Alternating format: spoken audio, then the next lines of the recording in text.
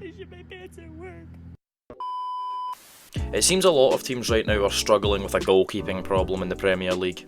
Arsenal fixed their issue with David Raya, but Chelsea currently have the same issue with Robert Sanchez. Spurs aren't exactly thrilled with Vicario. However, the biggest problem right now of any team has to be Manchester United with Andre Onana. Onana started his career coming through at Barcelona's youth system before signing for Ajax. He was an exceptional player for Ajax and won a lot of trophies, but he was banned at the end of his Ajax career. He spent a year's suspension after being found guilty of doping. When he returned in 2022, he left Ajax to sign for Inter Milan on a free transfer and was absolutely brilliant for Milan. This seen Manchester United sign him in a bid to replace David De Gea. And since then, everything has went horribly wrong for both Onana and Manchester United. So let's have a quick look into that today. Now, before Onana went to Manchester United, at Ajax and Inter Milan, he actually was a very impressive goalkeeper. 214 games at Ajax seen him rack up 85 clean sheets and only concede 192 goals. At Inter Milan, he played 41 times and racked up 19 clean sheets. Hey, that's pretty good. And across the two clubs, he would win a Dutch Super Cup, 2 Dutch Cups, an Italian Super Cup, 1 Italian title and 3 Dutch titles. So there's no denying that Andre Onana definitely was a successful goalkeeper and certainly hot property when he left Inter Milan to sign for Manchester United. And that might help to justify why Manchester United spent £43.8 million on him, making him the third most expensive goalkeeper of all time. Only the £56 million paid for Alisson Becker and the £72 million paid for Kepa Arrizabalaga were more than him, which means goalkeepers like Ederson, even Buffon in his prime and Thibaut Courtois all cost less. Just recently, Arsenal paid nearly £27 million to sign David Raya from another Premier League club. And if you really look into this, it shows that both teams involved in Onana's signing, Manchester United and Inter Milan, equally made one of the worst financial decisions ever and one of the best. And no, I don't just mean one of them signed Onana and one of them sold Onana. Manchester United have been a mess for a long time now, and Erik ten Hag looked like the manager that they wanted to back and start to build things. He desperately wanted to replace his goalkeeper, saying that he didn't have faith in David De Gea, basically because De Gea wasn't great at playing the ball out with his feet. A lot of Manchester United fans criticised it. De Gea had been there for a long time, he'd played a lot of games for the club and was very well loved.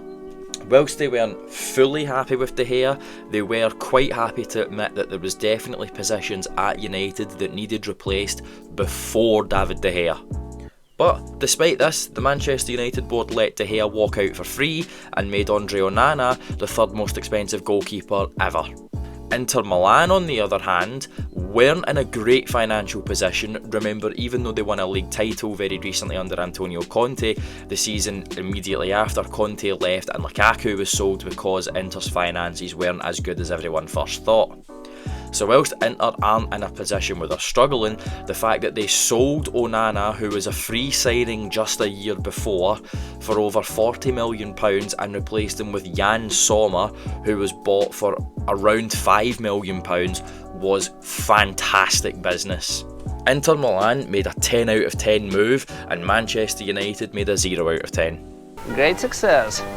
Onana had big shoes to fill, and you can give him some leeway, you can give him some kindness for that, because it is the Manchester United goalkeeping position, as it is for any top 6 Premier League side, is a very, very, very hard position to fill. And Manchester United's failings this season are not all down to Andre Onana.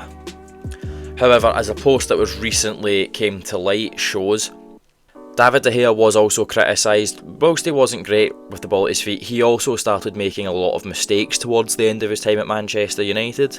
However, in 12 years, he made 17 mistakes. In his first 2 seasons at Manchester United, which by the way is still going on, so far Onana has made 10 mistakes leading to goals. Just 7 less in 10 less years. When you look at it that way, things are really not good with Onana. And when you look at some of the mistakes he makes, it is worrying because it's all varieties of mistakes.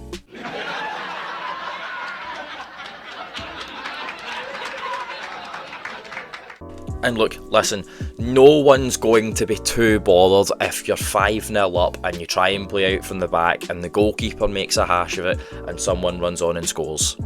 However, Onana's mistakes come from genuinely everywhere. Poor distribution to poor saving ability, poor decision making. He's been caught from passes out from the back, he's been beat directly from corners, and the amount of compilations out there of Onana just simply not being able to save shots that are coming at him. Not things in the top corner, shots that you would expect goalkeepers to be able to make. Errors leading to goal that aren't poor distribution, just poor goalkeeping. This recently came to light in Manchester United's European tie against Olympique Marseille. Onana really dug himself a hole for this one, and this seen him being dropped at the weekend there against Newcastle. He didn't criticise Lyon, but he did say that Manchester United were sort of the better team on paper. Former Manchester United player Nemanja Matic hit back saying that Onana was one of the worst goalkeepers in Manchester United's history and should think before he speaks, basically. Onana decided to come back to this by making 2 mistakes in the game against Lyon, gifting Lyon both their goals. Poppadom hands couldn't stop a free kick from Almeida that was definitely a cross. I need fucking hands. Where are hands? Hands, please. Fucking hands. And he made a brilliant assist to Cherki in the last minute for Lyon's second goal. Now look, I don't dislike Onana, I've got no opinion on Onana. However, what you can't deny is it's not working for him at Manchester United. Granted, not much is working at Manchester United at the moment, however, he is another player who I would put in the category of you do yourself no favours.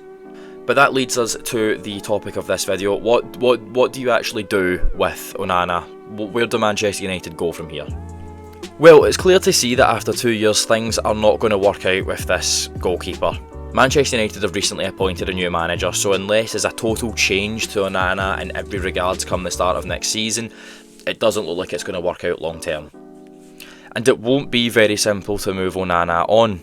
His contract doesn't expire until the summer of 2028, and given that he was the third most expensive goalkeeper of all time, it's no surprise to know that he's being reported to be on around about £120,000 a week.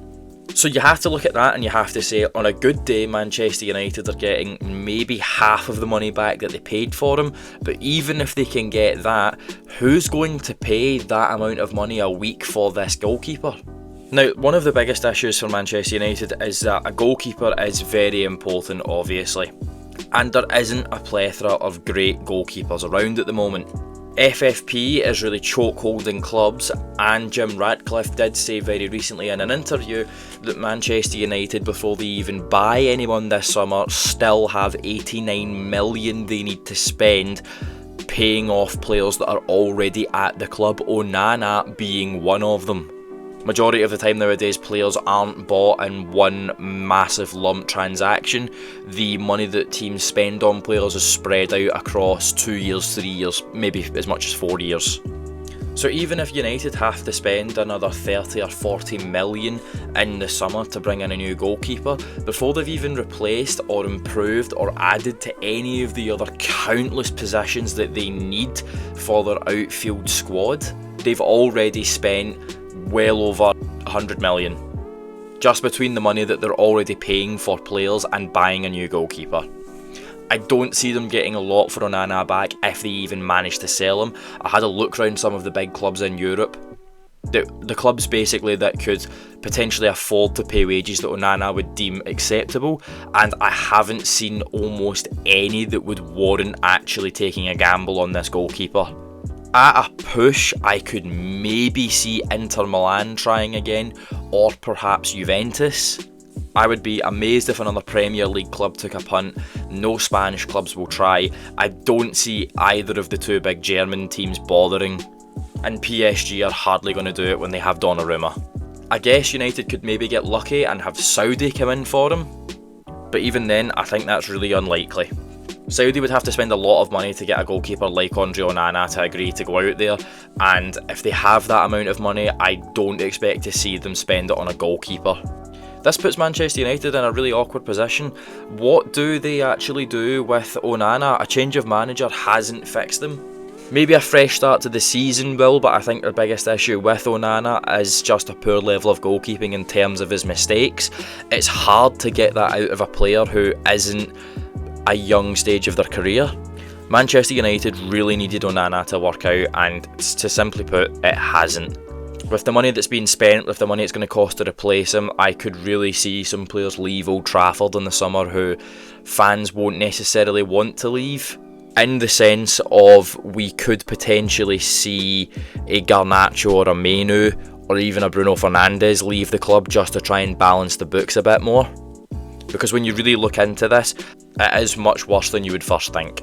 This has been my thoughts. Let me know in the comments below what you guys think. Would anyone take Onana? Should Manchester United keep Onana? What kind of money should United be expecting for Onana, realistically? And where would you guys like to see him playing next season?